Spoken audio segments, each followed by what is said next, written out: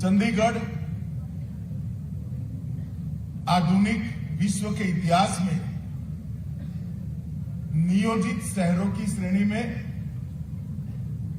सबसे विकसित शहर। कई सारे ऐसे शहर हैं दुनिया में जो कई दशकों से, सदियों से बने। वो शहर बसते गए, बनते गए, विकसित होते गए। चंडीगढ़ हमारा भारत का बहुत कम शहरों में से एक शहर है जिसको आयोजन कर कर बनाया गया है। इसलिए हम बहुत छोटे से थे तब से गुजरात के बच्चों को कहा जाता था कि चंडीगढ़ देखने जैसा शहर है, प्लान शहर है, बहुत अच्छा शहर है। और सच अर्थ में चंडीगढ़ को देखे तो सच अर्थ में ये एहसास होता है कि बहुत विचार कर इस शहर की डिजाइन को फ्रांसीसी वास्तुकार ने बहुत महीन विचार कर बनाया। मगर शहर जब बनता है, बसता है, विकसता है, इसके साथ साथ इसकी रिक्वायरमेंट भी बदलती जाती है। समय बदलता जाता है, इसके साथ साथ भी बहुत सारी जरूरियातों में बदलाव आता जाता है। और जो समय के साथ नहीं बदलते हैं वो अपने आप को प्रासंगिक नहीं रख पाते। मैं आज चंडीगढ़ प्रशासन को बहुत मन से बधाई देना चाहता हूं कि ये बदलाव के साथ चलने का क्रम उन्होंने चंडीगढ़ के अंदर बनाया। और ये जो क्रम बनाया है वो क्रम न केवल नागरिक सुविधाओं के लिए, ये क्रम के अंदर सुरक्षा को भी जोड़ा है। एक क्रम के अंदर पर्यावरण संरक्षण को भी जोड़ा है। एक क्रम के अंदर नागरिक सुविधाओं को भी जोड़ा है। और बदलाव के क्रम में चंडीगढ़ की एक नई मिली जुली संस्कृति जो बनी है वो संस्कृति का भी बहुत ध्यान रखकर रख रखाव भी किया गया है। और ये जो बदलाव की शुरुआत आधुनिक शहर पहले से है ऐसे चंडीगढ़ में होने जा रही है, इसमें आज बहुत सारी चीजों को जोड़ा गया है। भाइयों बहनों, मोदी जी जब से प्रधानमंत्री बने उसके पहले वो गुजरात के मुख्यमंत्री थे। और गुजरात ऐसे राज्यों में से एक है जहां पर अर्बन पॉपुलेशन देश में शायद सबसे ज्यादा है। और गुजरात के मुख्यमंत्री रहते हुए भी उन्होंने अर्बन डेवलपमेंट के लिए अनेक प्रकार की कल्पनाओं को वास्तविकता में जमीन पर उतारने का काम किया। और गुजरात में जो लोग आते जाते होंगे उनको मालूम पड़ता होगा कि शहर कैसे बदलते हैं, टाउन प्लानिंग स्कीमें कैसे बनती है, कैसे इंप्लीमेंट होती है। लोग वहां पर रहने जाए उसके पहले ही लाइट, पानी, गटर, रोड, ये सारी सुविधाएं होती रहती हैं। और एक अत्याधुनिक टाउन प्लानिंग एक्ट को भी उस वक्त के गुजरात के मुख्यमंत्री और आज हमारे प्रधानमंत्री मोदी जी ने जमीन पर उतारने का काम किया था। और देश के प्रधानमंत्री बनने के बाद वैसे तो डेवलपमेंट राज्यों का विषय है, परंतु एक कार्य संस्कृति की निर्मित तो केंद्र कर ही सकता है। यहां तो बहुत प्रॉब्लम नहीं है क्योंकि ये संघ प्रदेश है, परंतु पूरे देश भर के अंदर स्मार्ट सिटी का एक कंसेप्ट देश के प्रधानमंत्री नरेंद्र मोदी जी ने रखा। और आधुनिक शहर किस तरह से विकसित होने चाहिए, दूरदर्शिता के साथ शहर की बाकी की भूमि, नजदीक की भूमि का भी कैसे प्लानिंग किया जा सकता है, सुविधाओं को कैसे अपग्रेड किया जा सकता है और वो सुविधाओं के अंदर सामंजस्य और उसकी एकीकृत कमान भी कैसे बनाई जा सकती है। ये कल्पना मोदी जी ने शहरों के लिए रखी, फिर अमृत योजना लेकर आए, उसके साथ सोलार मिशन आया, ग्रीन सिटी की कल्पना आई, अनेक विविध बातों को साथ में जोड़कर अंत में स्वच्छता पर भी थ्रस्ट देने का काम देश के प्रधानमंत्री जी ने कहा। और मैं आज बेझिझक रूप से कह सकता हूं कि मोदी जी के ये इनिशिएटिव के कारण अर्बन डेवलपमेंट के क्षेत्र के अंदर पूरे देश भर में, चाहे सरकार किसी की भी हो, किसी भी पार्टी की हो, किसी भी विचारधारा की, परंतु पूरे देश भर में एक कार्य संस्कृति की निर्मित हुई है और शहरों के अंदर समान विकास पूरे देश भर में दिखाई पड़ता है। आज मैं यहां सुबह के हिस्से में शहरी विकास के साथ जुड़े हुए ढेर सारे कार्यक्रमों का लोकार्पण भी किया, भूमि पूजन भी किया। शाम को पुलिस के साथ जुड़े हुए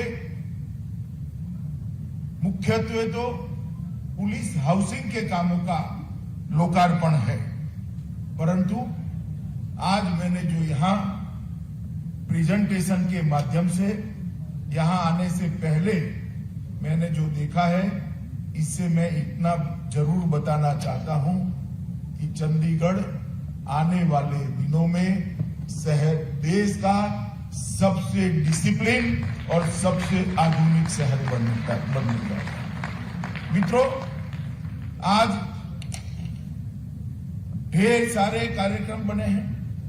कुल 165 करोड़ के कार्यक्रम अभी के उद्घाटन और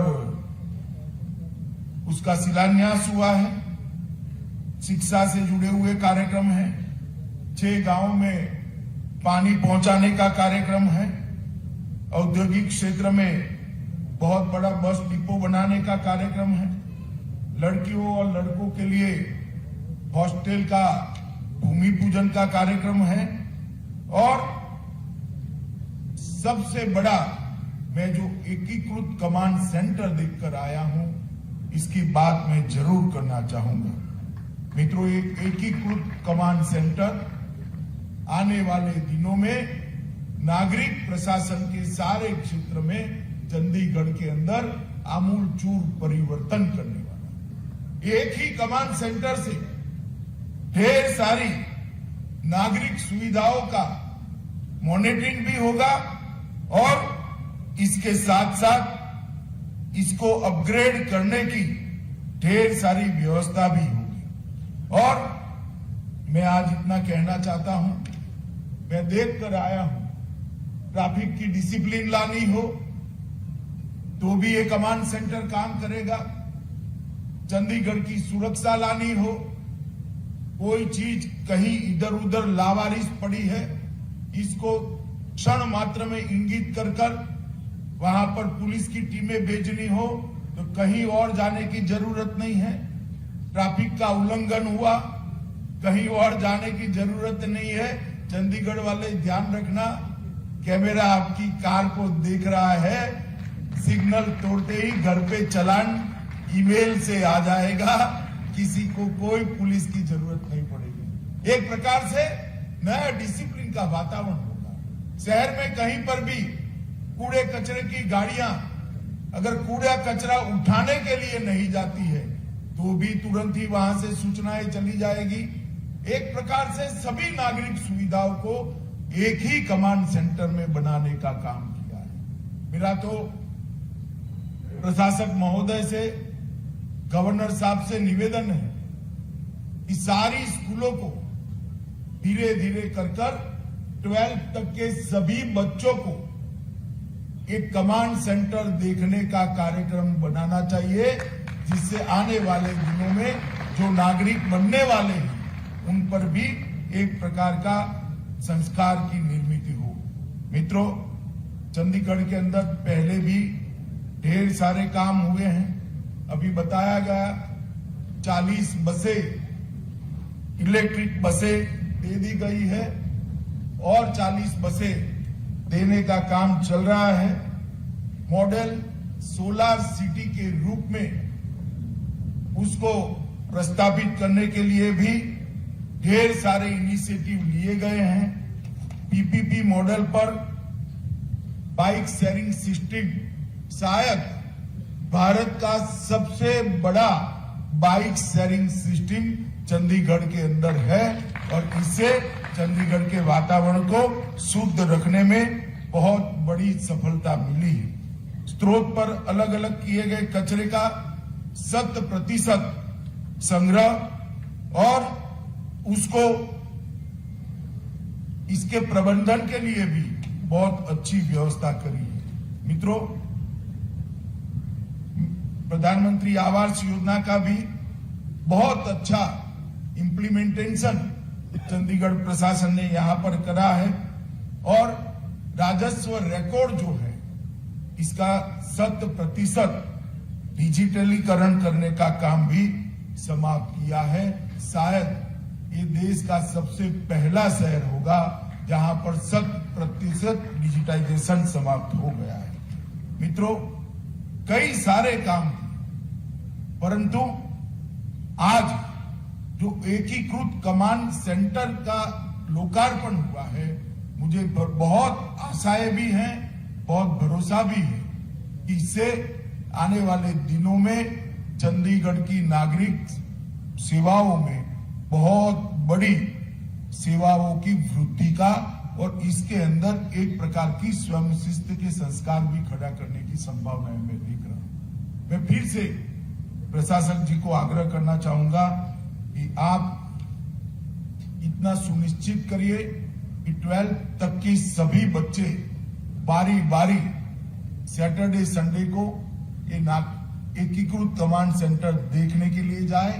उनके सामने प्रशिक्षण वाला एक प्रेजेंटेशन भी तैयार हो और भविष्य के जो नागरिक हैं यही डिसिप्लिन के साथ चंडीगढ़ को आगे बढ़ाए, इसकी व्यवस्था करनी चाहिए।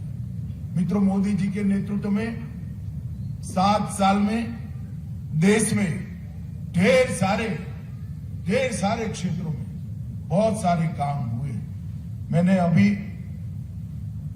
अर्बन डेवलपमेंट के क्षेत्र में कुछ कामों का जिक्र किया, मगर विगत दिनों में सबसे बड़ा काम हुआ है तो मोदी जी के नेतृत्व में स्वदेशी वैक्सीन का निर्माण होना और 185 करोड़ डोज देश के और कहीं पर भी कोई अफरा तफरी का अनुभव नहीं हुआ।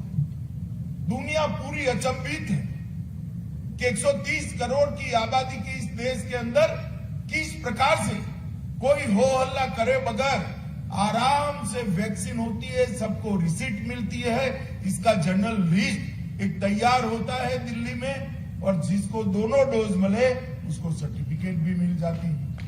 देश भर में जिस व्यवस्था के साथ ये वैक्सीनेशन का काम हुआ है, टीकाकरण का काम हुआ है, पूरी दुनिया अचंभित है। बड़े बड़े विकसित देश भी अपनी कोविन ऐप को मांगकर अपने यहां व्यवस्था खड़ी करने का अब प्रयास कर रहे हैं जो भारत ने पहले ही किया। और इसके कारण तीसरी लहर से बहुत सारे विकसित देश भी चिंतित भी हुए, आहत भी हुए। भारत में तीसरी लहर कब आई और कब चली गई किसी को मालूम नहीं पड़ा, क्योंकि वैक्सीनेशन 100% हो चुका। एक उदाहरण, एक नेतृत्व अगर टेक्नोलॉजी का सहारा लेकर गरीब से गरीब व्यक्ति की सेवा करना चाहता है तो किस प्रकार से वो सेवा हो सकती। टेक्नोलॉजी के सहारे वैक्सीनेशन का जो प्रोग्राम चला और देश भर में सभी राज्य सरकारें सभी म्युनिसिपल कॉरपोरेशन जिस प्रकार से इसके अंदर लगे, मोदी जी ने लगभग 22 से 23 बार राज्यों के मुख्यमंत्रियों के साथ वीडियो कॉन्फ्रेंस कर irrespective of party politics vaccine के अमलीकरण के लिए वीडियो कॉन्फ्रेंस करी और कोरोना प्रबंधन के लिए भी वीडियो कॉन्फ्रेंस करी। मित्रों, इसके साथ साथ मैं एक दूसरी बात भी आपको कहना चाहता हूं।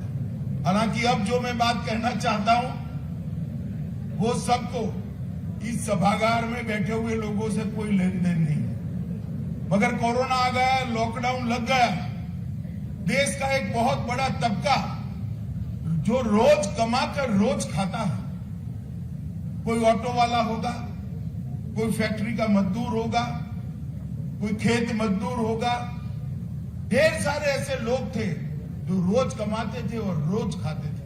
लॉकडाउन हो गया, सारी व्यवस्थाएं बंद, ठेले वाले होते हैं, छोटी रेहड़ी वाले होते हैं, सबकी रोजगारी समाप्त। और पूरा दुनिया ये देख रहा था कि 80 करोड़ गरीब किस प्रकार से भारत इसको मैनेज करेगा। कोरोना से शायद, मैंने भी पढ़े, ऐसे आर्टिकल भी लिखे गए कि कोरोना से ज्यादा लोग भूख से मारे जाएंगे और ये बहुत बड़ी समस्या है।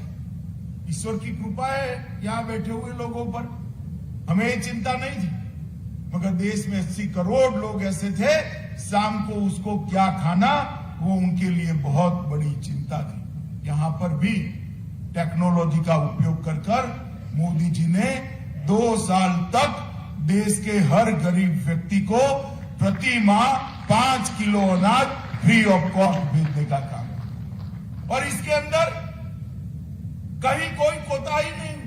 क्यों नहीं हुई? क्योंकि थंब इंप्रेशन के साथ ही अनाज जाता है। जब अंगूठा लगता है तभी अनाज जाता है, जिसका अनाज है उसी के पास जाता है।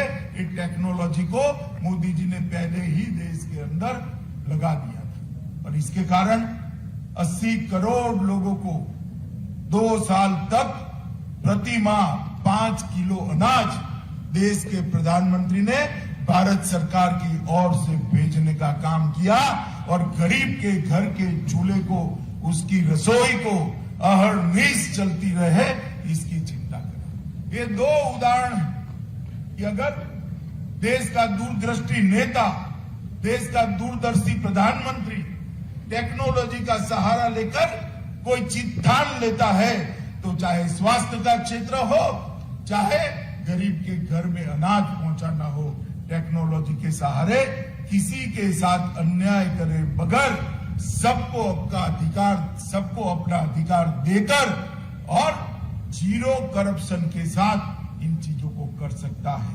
अभी कल की कैबिनेट में ही मोदी जी ने ये अनाज मुफ्त में देने की योजना को 30 सितंबर 2022 तक एनहांस करने का काम किया है।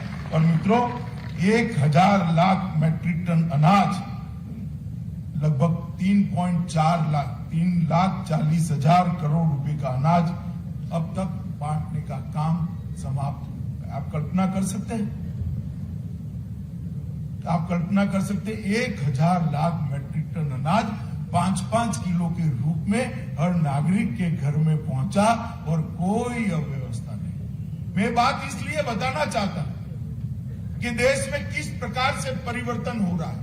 परिवर्तन हर क्षेत्र में हो रहा है, चाहे कृषि के क्षेत्र में हो, चाहे औद्योगिक विकास के क्षेत्र में हो, चाहे दुनिया में भारत को उत्पादन का हब बनाना हो, नई शिक्षा नीति लानी हो, अर्बन डेवलपमेंट हो, ग्रामीण विकास हो, गरीब कल्याण के कार्यक्रम हो, ढेर सारे गरीबों को ढेर सारी सुविधाएं, उनके घर में शौचालय, उसको घर देना, घर में लाइट देना, इसके साथ साथ 5 लाख तक का उसको बीमा का कार्ड देना और गैस का सिलेंडर देना, सारी व्यवस्थाएं इस 7 साल के अंदर समाप्त करने का काम नरेंद्र मोदी जी ने किया है। और सबसे बड़ा काम मोदी जी ने किया है, देश को सुरक्षित करने का काम किया है। मित्रों, सुरक्षित करने का काम नरेंद्र मोदी, और ये सब का एक संपुट बनाते हैं तो पूरी दुनिया में आज भारत को देखने का नजरिया बदला है। जो लोग विदेश जाते होंगे उसको मालूम होगा कि इमिग्रेशन के लिए विदेश के एयरपोर्ट पर जब आप पासपोर्ट देते हो तो भारत के पासपोर्ट की वैल्यू को बढ़ाने का काम नरेंद्र मोदी जी ने किया है। पूरी दुनिया आज हमें सम्मान के साथ। माताओं भाइयों बहनों, आज बहुत मुझे आनंद है कि चंडीगढ़ आने वाले समय की जरूरियातों के साथ अपने आप को बदलने के लिए आज ढेर सारे कार्यक्रम किए हैं और मैं आप सभी को विश्वास देना चाहता हूं, मोदी जी का लक्ष्य है कि सारे संघ प्रदेश आइडियल एडमिनिस्ट्रेटिव यूनिट बने और चंडीगढ़ बहुत अच्छे तरीके से मोदी जी की इच्छा और मोदी जी को लक्ष्य को पूरा करने के लिए आगे बढ़ रहा है। आजादी के अमृत महोत्सव के वर्ष में जिस प्रकार से ये नई योजनाएं चालू की है, मुझे भरोसा है कि मोदी सरकार की कार्य संस्कृति की तहत योजना का जो निश्चित कालखंड है उसी कालखंड में इसका उद्घाटन भी होगा और लोगों को इसकी सुविधाएं भी मिलने लगेगी। मैं फिर से एक बार आप सभी को बहुत बहुत शुभकामनाएं देता हूं। थोड़ा देरी से आए इसलिए क्षमा प्रार्थना कर मेरी बात को समाप्त करता हूं। भारत माता की जय। वंदे मातरम।